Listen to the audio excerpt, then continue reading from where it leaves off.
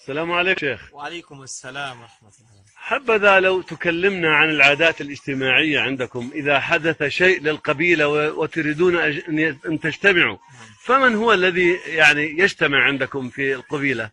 أولى الناس بالاجتماع الذين تزوجوا بأربعة. نعم. الذي تزوج بأربعة له أن يتصرف في الاجتماع كيف شاء ويتكلم متى شاء. نعم. أما الذي تزوج بثلاثة فهو لا يسمح له إلا بالجلوس آخر الصفوف ولا يتكلم. نعم. أما الذي تزوج باثنتين باثنتين فهو الذي يستقبل الضيوف ويطعم ويقدم الطعام ولا يسمح له بالحديث حتى بالضيوف. نعم.